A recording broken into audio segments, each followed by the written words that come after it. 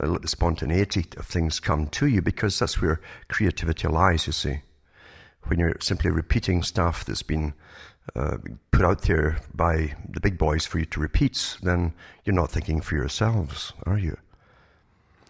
But a few minutes ago, I was thinking about weather, of course, because in Canada, where I am anyway, in Ontario, we've had about 6 months of winter.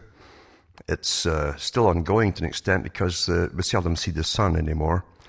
And it went rain. I knew it was going to go straight from snow into rain, because this is the new agenda with all the aerial spraying, with the chemtrails and the geoengineering is what they call it, to the top, and so on. And I remember reading years ago how from geoengineering sites and the big meetings we're having about the loading doses, how many years it would take to load the stratosphere, etc., with particulates to stop sunlight coming in or to prevent it, to reduce it. And it's interesting too when they succeeded, because when they started it off, NASA immediately put up articles about global dimming. Global dimming, you can look that up yourself, from NASA, and how it's increasing every year. Well, it's due to the particulates in the atmosphere, which of course are being sprayed by the aircraft. We're living in a totally controlled environment in this day and age, for those who don't quite know that. But most of your reality is like that. It's so hyper-managed and advanced that you're living. Technically, with what we're told at the bottom, we are at the early Middle Ages compared in knowledge compared to where they really are today. Really are. Forget all the science books they put out, all the blurbs they put out on television about the latest thing they're investigating. Whatever they're telling you about was done years ago, and they're on to something else. So we get fed obsolete information. And that led me on to thinking about all the rain we're getting, of course, and how that, of course, was well discussed during World War II and afterwards. And big Pentagon projects went into action. Canada was heavily involved too, with ways to bring down enemies in different countries by using bacteria, viruses, but also weather modification, where you could cause massive droughts and starve people out because the crops would all fail, animals would die, or you could flood them and have the same effect, basically. So we watch all this going on at the same time as the big boys who have the futures market now have all your food dumped on the world stock market and the futures market, and they can put bets on where crops are going to fail. It's so much of a coincidence that came out at the same time as they really went ahead with the geoengineering, because the big boys know, of course, who's going to get the droughts, who's going to get flooded, because it's all made to be that way. It's planned weather we have. It's as simple as that. And that brought me on to another thought too, of Arthur C. Clarke. Now, Arthur C. Clarke, the science fiction fella, who was in with the big boys, of course, and he was an elitist himself.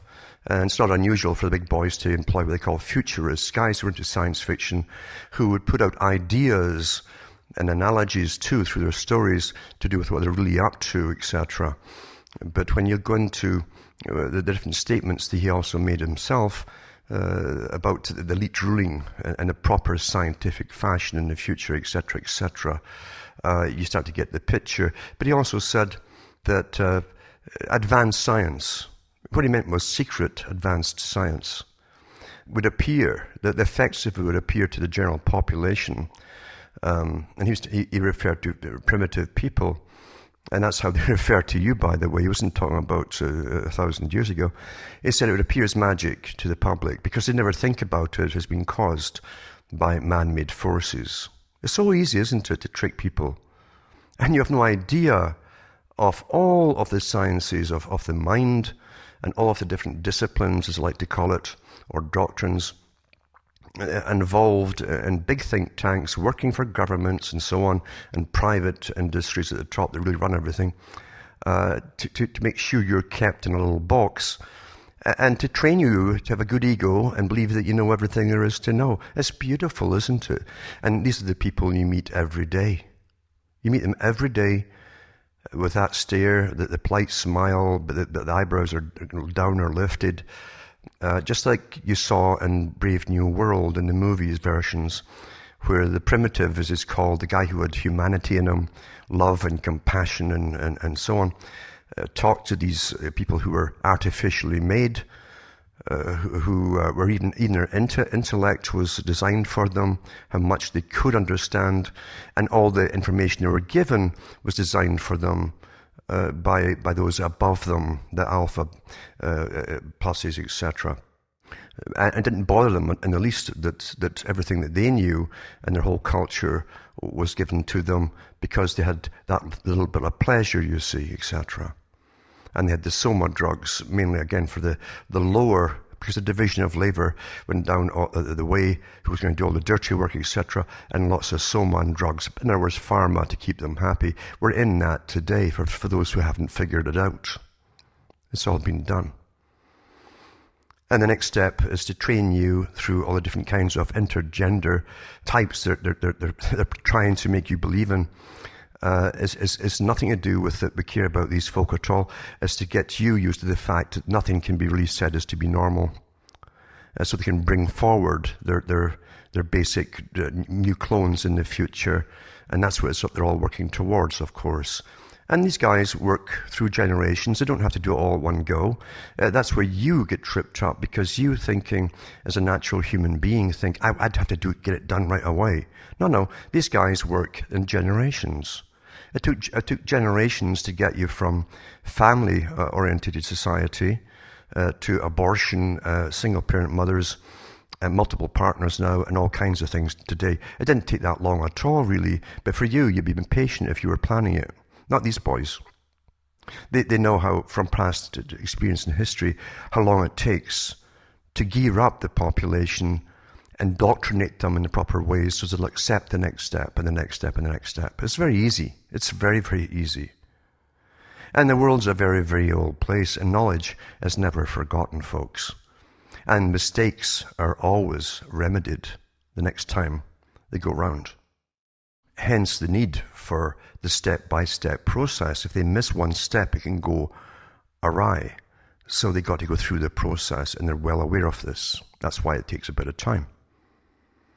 But when you see how society has been completely turned upside down, 180 degrees actually, from its value system, everything up until the 1960s, say, and then onwards the revolution came in, and boom, it was all done, planned that way, introduced and planned and well organized and well funded until here we are today, dysfunctional. And yet the folk at the end of it think it's normal. The way they're living today is normal. Anything can be made to be normal to the proles, as Orwell called them. Given time, given the right indoctrination, given enough documentary specials with half the facts removed so you don't get the whole picture, to bring you to the desired conclusions. Add a bit of emotion and personal experience shows to it, and that's you. You're gone, folks. That is so simple to do. Plus they use the entertainment industry to get the emotion in there and to show you terrible things to bring you to certain opinions, you see. Very easy to do. You can create guilt amongst everyone who's done nothing so easily by these techniques. And even your enemies who want to do you in can use these techniques against you and make you feel sorry for them as they're doing you in. It's fantastic. It works awfully well. And that's why you have an authorized view of history, and you also get an authorized view of the present, where no one's trying to do you in, except maybe the latest enemy the government tells you that they have. At one time, it was suddenly the Arabs, according to Bush Jr., hated you. You hadn't a clue they did that, but he told you they hated you, you see.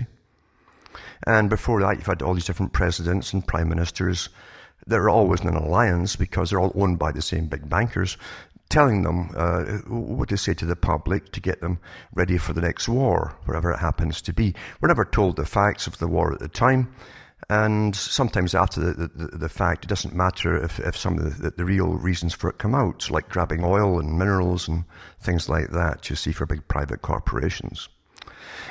And it doesn't matter when the job's done. It really doesn't matter. That's just how the world is really run. But your present is given to you by a routine format, very simple formats, with the same newscasters. They hang on to these anchor people for Oh, their whole life if they can, because that way, God knows how many millions of people have been brought up with one or two generations watching them from childhood. And Daddy wouldn't lie to you, would he? And they give you the authorized view of the present, you see, where everything's happy, and they give you little stories about communities and rural areas and things like that. They're completely irrelevant and often off-key to the truth. Doesn't matter. Truth doesn't matter when it comes to creating reality for control, you see. And so folk go through their lives thinking, oh, well, it's just the economy, folks. It's just tough times, and we've got to pull together. And they have no idea that nothing happens on large scales without massive planning, massive meetings, and the techniques and the plans to bring it all into action, going back and forth between different bureaucratic divisions until they got it all ironed out before they even introduce it. Nothing happens by chance. Otherwise, you see, they could lose control at the top. They're paranoid about losing control. So everything's minutely discussed. Like the free trade thing, which ended up with NAFTA, and at the same time the World Trade Organization, all set up by the one institution, by the way, which is private, by the big foundations behind them, for the whole world, to regulate the world's economy, for their own sake, for those who own it all. And we were kept out of the picture completely. And back in the 80s, they knew that when they brought China in on the free trade deals, that they're going to give all the work to China, they're going to transfer all the factories abroad. They knew they were going to give you a service economy.